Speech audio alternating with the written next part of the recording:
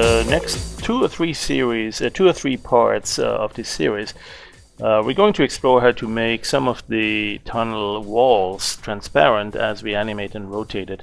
But before we do that, we also want to be prepared with a nice background that will show through these walls.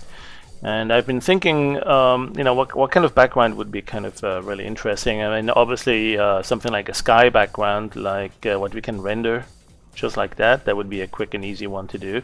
We could make that animated. In fact, let me show that. That will be perhaps one to play with a little bit.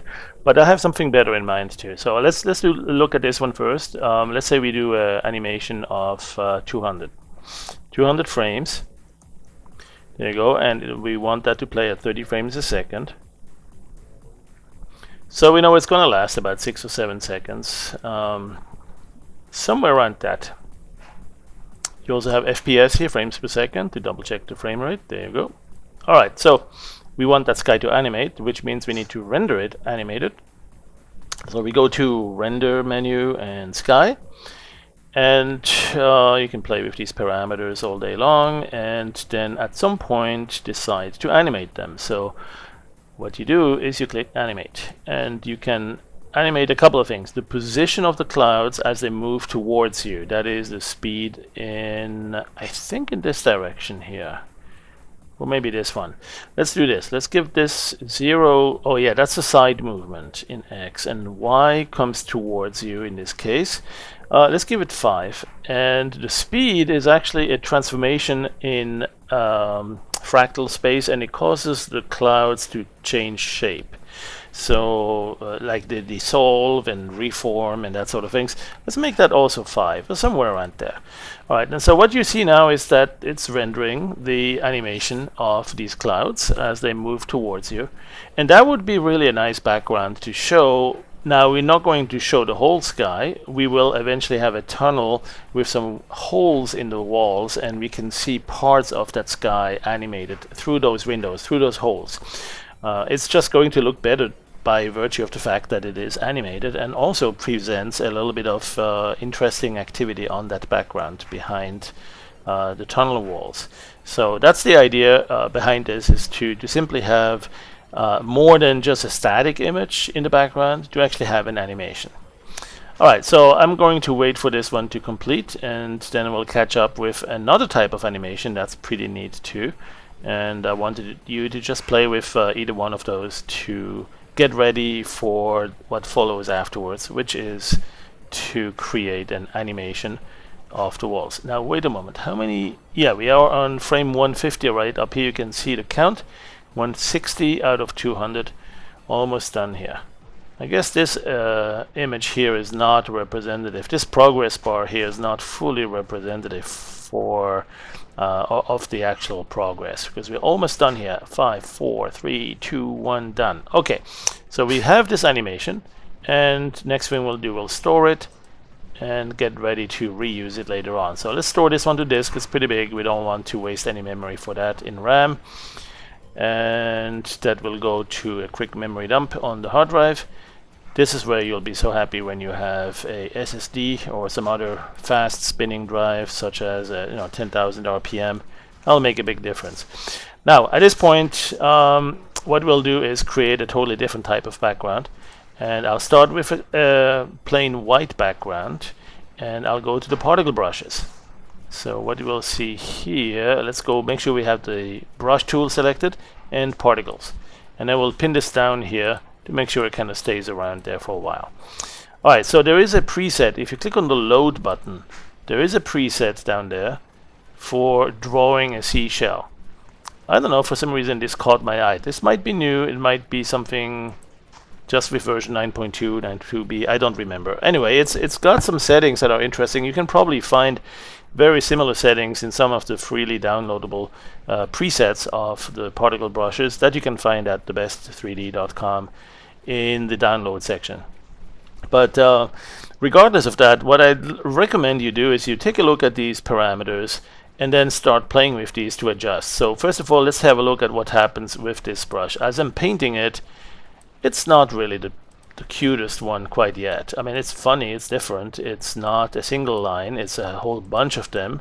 up to 100. That's the maximum number, but they're pretty ugly looking. They're kind of I don't know, big and not very refined. Let me set this at 100% so we don't get additional aliasing, but still that way it's, you know, it's not exactly a very appealing image. So what I'll do is I'll change the style to from the line, which is always the same width or the same thickness, right? That's what we see here.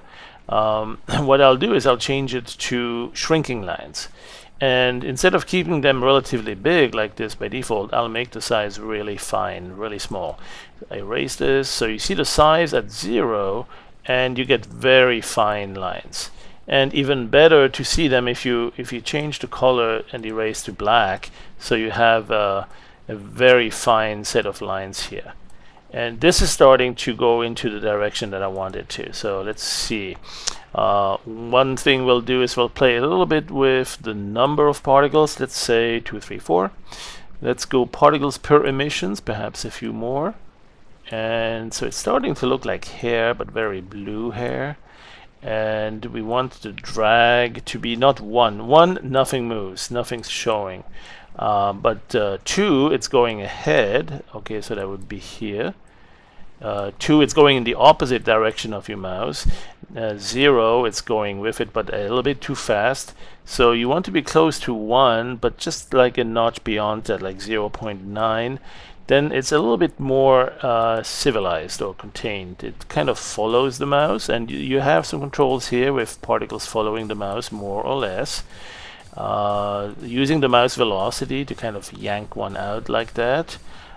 Change direction very suddenly. Let's see what else we have. The splits. Let's split it a few times. 5 is a magic number. We got 5 fingers, 5 toes. 5 is a magic number, and I think we call it the golden rule. At any rate, we'll go and set the split angle, and then perhaps the drag, we keep it as it is, or maybe a little bit bigger, even closer to 1. There you go, it's quite contained there. We can have a little bit of gravity, not too much, that will pull it down really easily. So let's keep it at 0. Maybe the initial speed. Terminal velocity is very high. Initial velocity, that will make it go a little bit more fluffy in all sorts of directions. So if we start at 0, which is what we had initially, it's very clean. But what I don't like is how fast it goes in the end. So I'm going to keep it perhaps a little bit in check for that velocity, the final velocity, so it kind of stays around here without going too far too quickly. We could also give it more particles, 555, so it gets even denser. That's actually a little bit too much. Now what you could do is make it darker. The gain can be adjusted, so you can barely see it here. Let's say something like this. Yeah, you know what? I think we have too many particles. Let's give it just 1, 2, 3. That's a little bit better. And perhaps still good gain, so we have some bright spots when they all come together. Okay, let's see what else we have. A little bit of randomize, may not hurt too much. Now, one thing I wanted to do is introduce yet another parameter to that, which is the force field. Alright, so this image here, or anyone, that image here, this can be a force field. Let's go click the force field. It calculates the image, it takes the image and calculates a force field, and at this point you have a totally different behavior. You can see how now it's lining up against the existing images. Even if you erase it, it's totally attracted to that. And of course it depends on how strong a power you give it there. But this is the sort of the background that I'm thinking about. Maybe, I don't know, there's so much to explore here. See how it's kind of glowing and flowing away, finding the path defined by the first brush, first painting that I created and then used as a force field. All right, so this is basically a very surrealistic image that we're creating here, and I wanted you to experiment with that. Let's go to filter and blur it somewhat. Perhaps Mystic Vision or photographic filter is pretty good. Soft contrast, not too strong. Let's go to light diffusion. That will be nice. That will glow in the dark. That will basically expand beyond the actual pixels there. It will expand a little bit beyond that. So we can use that, and what else? I mean, play some time a little bit with these, and find your way to create the image you want. And so at this point, we need to turn this into some sort of an animation. And the one I have in mind is simply the 3D perspective filter. And so what I'll do is I'll first replicate this image all across it. Right, so right now I had it only on this first frame. I'm going to recreate the animation here. Let's say 200 or 300. No, let's do 200. There it is. And what I'll do is now use this filter here under the transform, one of the last ones, the last one actually, 3D perspective. Now I'm just going to demonstrate it here first on the large view. So what you see is it's doing a perspective projection of this, but also change the texture mapping here on the UV space, and so you could actually give it at an angle, and then even stop the repeating, the tiling, so it's only showing it once, but while you move it, it's going to show it all over, but then when you let go, you have just one. I like it repeated though. Let's go like this, and not animated here. This will simply apply this transform in a static way to all of the frames in the animation. What I really want to do is get rid of this force field first of all, and disable the brush. There you go. And what I'd like to do is one more thing, store this image in case we need to get back to it. Alright, so what I'd like to do is take this image and transform it so it kind of flows around. And I'll go to the timeline with that and give it something like, let's see, let's go down 3D perspective under the transform group there. Alright, so that's one that we can use.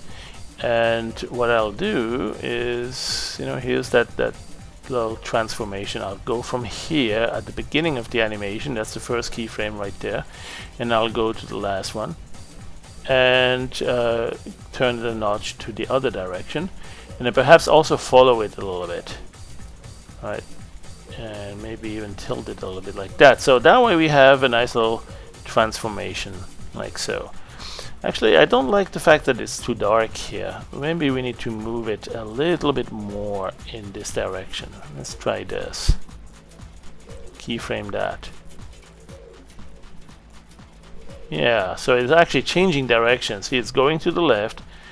We turn our head to the right, and then it's starting to move away from us.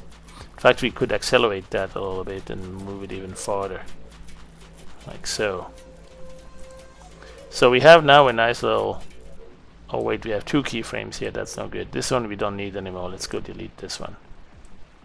There. Alright, so we have interesting looking animation there. And maybe we needed to already move to the right on this way here.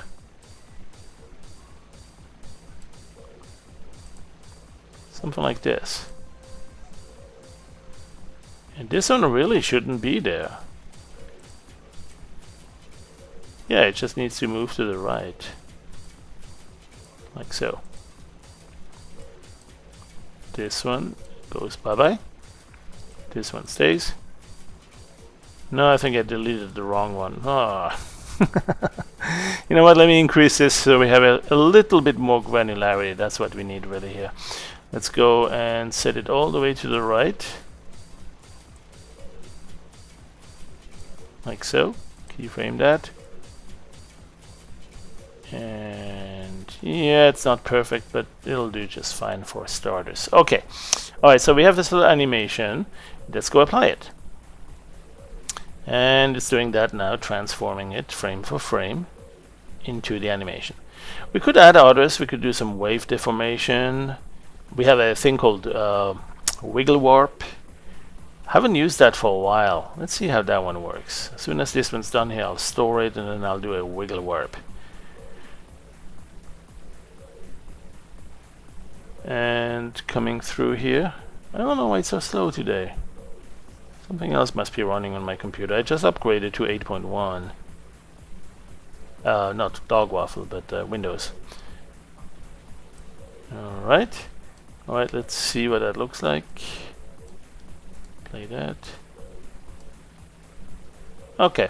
Well, it's different, that's for sure. It will be usable. Alright, so let's also take a look at the wiggle warp. So we have that under the animated filters. Let's go to filter, animated wiggle warp. And you know, I don't remember exactly how to play with this parameter. I'll just use it as is, default parameter. There you go. And here's a lesson learned. This one takes a long time. Alright, this is quite a bit of transformation that's going on here. And so you'll want to be patient. Go grab a coffee and come back when it's done, and I shall do the same. Alright, and so here we are, and let's see what we got here. It's wiggling alright. It's probably going to make me motion sick here. The idea is really just to get the screen busy with something. You know, we will not really see much of this animation in the end. It's only going to show through some of the openings that we will in the next tutorial show through the walls of the tunnel, right? So really, we could you know, spend a lot of time here, and maybe it's not going to be useful. But let's do just one or two more things. I'm looking at this here. I'm saying this might actually look good if the left side wasn't all that dark. So I'm going to try the following. I'm going to create something like using a mirror tool, horizontal mirror. There. So now we have it on the left side here too. All right. Now that's as a static image. This is actually pretty neat, and I think this is actually exemplary, just to show that it's not, even if you only do still images, it's not only about images. Even if you don't do animations, you still will want to do animations, because sometimes you just never get to that particular frame. You have 200 frames to choose from here. Okay, so it's one of them is going to be the static image you really want to have, but you don't know which one ahead of time. And just by doing this animation, you can go and scrub through that and find actually an image that you say, oh, that's cool, that's not, that's, yep, okay, that's close and perfect. Right, so you can see using animation really just as a quicker way to create still images, even if in the end maybe you're looking just for some sort of a fancy spider web to put somewhere, or who knows, this could evolve into so many other things. Of course, it could be an elevation map for Puppy Ray, and that's going to look really interesting. So even if you don't do animations, you may still want to use animation to create static images. That's, I guess, my point. So let's go and apply this mirror into the entire sequence. So let's go under Filter, Animated, Apply Mirror, so that we don't have a single frame left out, and the whole thing is good. We can now disable the mirror and save this. Let's go clear the mirrors and save this entire sequence as an animation that like an AVI file, or at the least also store it, because again we will use that as the background through which we can see through the holes, or the openings. And I'm actually going to do the next tutorial a little bit more on, you know, different ways to create those holes, or to open up certain parts of the walls on your tunnel. But just as a starter, I wanted to actually show one example. And what I'll do is I'll use this image to create another one. So what I'll do is I'll blur it a little bit first. Let's do the Gaussian blur and do something like this. Alright, and I really want to apply that over the entire animation, so shame on me for not doing that. Let's go do that again. Blur, Gaussian blur, there it is. Something like this, and then apply it over the entire animation. So the entire animation is now blurry.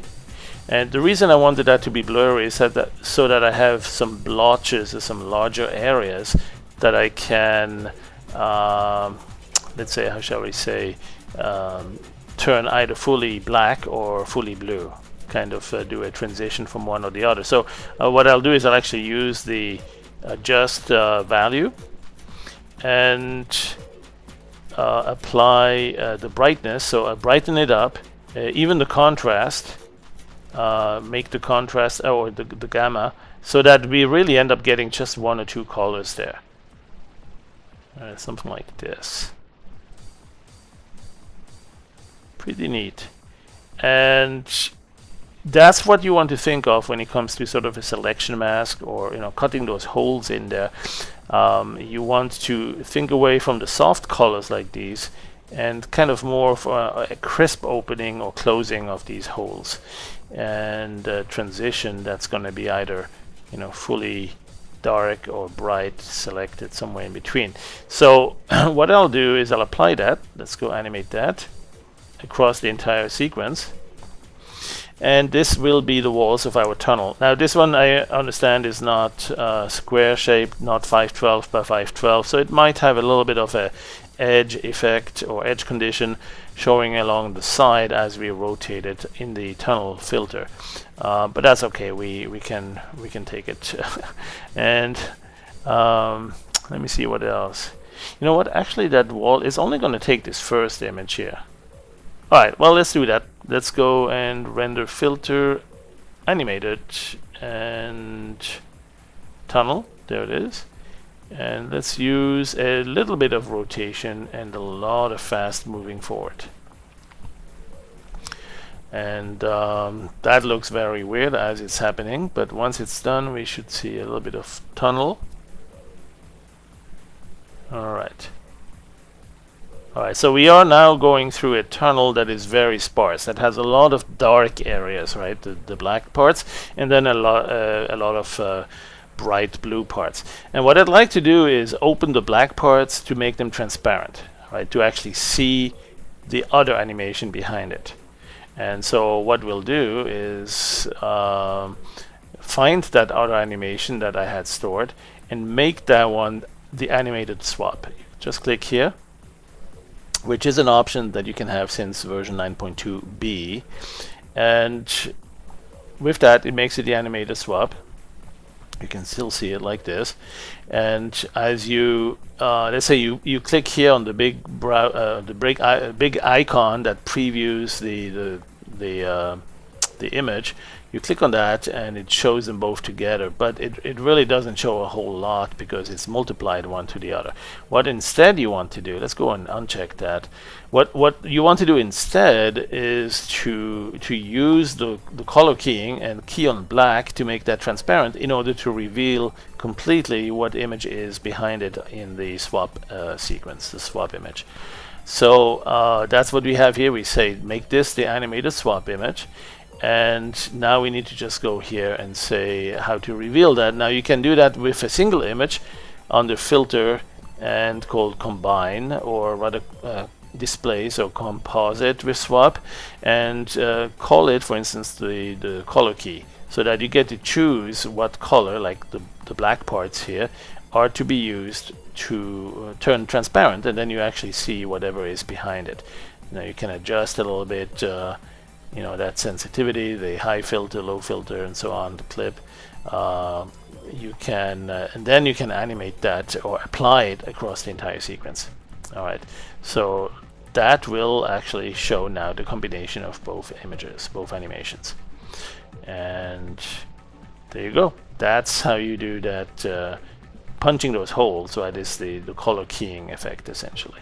Let's do one or two more examples. Let's go and disable this one and actually use this one as the animated swap.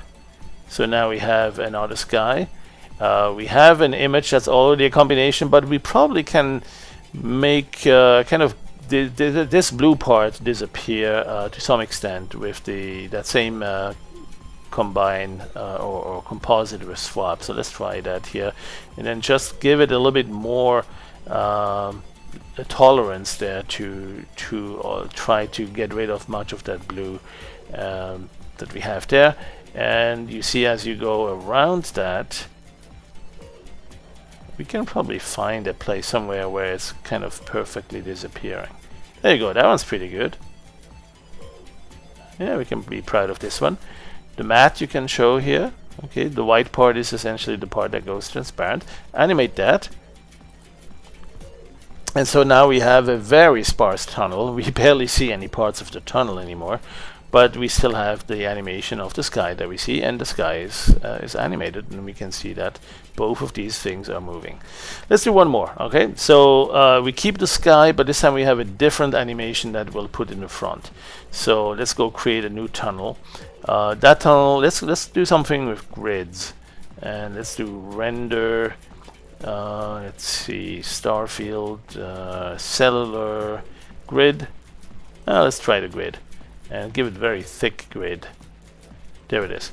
Alright, so we'll do something like this, and red, and something like that.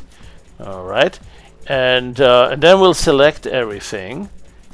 Let's go to the magic wand for that. Let's go magic wand. There you go. Select the grid part. That's monocolor, single color, right? This dark blue. Click on that. So it selects everything here except for the other parts that are inside. Now I'm going to invert the selection. Let's go to invert alpha. And so now I have selected the holes, right? And I'm going to erase them to a different color. That's really what I'm trying to do here. So I'm going to select something like a right color for right click on the rightish part on the color selector here, and then right click on the erase tool and select clear the selection to secondary, and so that will erase it like that. I'd like to also add a little bit of embossing, and we do have under the selection some effects there, and one of them is a shadow drop. That might look really neat. Emboss by alpha, very nice as well, and some alpha glow. Let's go emboss by alpha first. Do a little bit of embossing there. There you go. Yeah, okay, let's do that. And then also give it the same thing here, but this time we'll go with the drop shadow. And I think we may be able to see the drop shadow. Yeah, it's doing a preview if you change one parameter. And what we want to do is really have the shadow underneath on the right side here. The lighting is coming in on the bright left here, so the shadow cast should be on the right side. That way it will appear as if it's like hovering over it. Give it a bit more offset, let's say 15 and 15. And that's the wrong way. It should go the other way. What's going on? That's better. Alright. Fuzziness, a little bit more fuzzy. That's too much, I guess. Find the right spot there. And, you know, maybe it was still better before. I don't know. You play with this a little bit, and then let's OK that. So we now have this image that we can use for the tunnel. Let's go clear the alpha. Let's store this image, because I know I'm gonna make some mistakes and need to go back to that in a hurry. And so now let's use this as the walls on the tunnel. Alright, let's go create. And this time, let's see, what am I doing? No rotation, just moving it towards us. Let's see what that does. Not too fast. I have a feeling it's not going to work perfectly because we are not on a square shape. We know how the tunnel is sensitive to that. Yeah, it has this part here on the left side that's never closing up. Actually looks pretty neat too, you know, when you think about it. Let's try that. Let's go color key on this blue here, and we know we have the sky here. Let's that one is selected as the animated swap image. Let's go and apply. Now earlier we showed we can do that from the filter right here with compositor swap. You can actually do that also in the timeline and adjust how much of that compositing you're doing, so you can keyframe those. So composite color key, there it is, and you select the color and you see the animated sky behind it that is moving, as well as the foreground tunnel. And now Here's actually one where you could add some extra rotation before perhaps you do that color keying. Let's do that. Let's do a rotation on the sky. Excuse me, on the tunnel. That's a transform filter. Let's go get the transform group. There it is. Let's go do the transformation. And what we can do is a transformation that will simply rotate it. Right. Now, unfortunately, it doesn't tile this, and it also does not rotate. It doesn't change the color here to the background color. So it's going to leave these black marks, which is something we might want to actually preemptively fix by simply scaling it up a little bit until we reach the edge, even at the worst possible angle. All right, somewhere around here. We'll just have to make it big enough. Maybe 2 times is. Sometimes there will be still a gap. No, I think this will work. And so what we'll do is we'll have it just go like that. And rotate it from this keyframe all the way to the end into this keyframe. Do a full turn. Full rotation like that. Add a keyframe. So we have this nice rotation. Maybe not a spline, but just a straight line interpolation, and we'll do better. And apply that. So now we have this entire thing rotating like that. And the final step will be to go back to that compositing that we do right here. Let's go to composite with swap. There it is, color key. Again, select this color, and you can see it now rotating as we fly into it. Not much of a tunnel anymore, but sometimes it's a play on the imagination, right? So well, let's do that. Let's apply the high clip, adjust the low clip. You want to keep some of that shadow drop that we had done there, and apply that. All right, thanks for watching. We'll dive into a few more examples of cutting holes into the walls. Right now here we have an example with a lot of holes, and there's barely anything of the tunnel visible.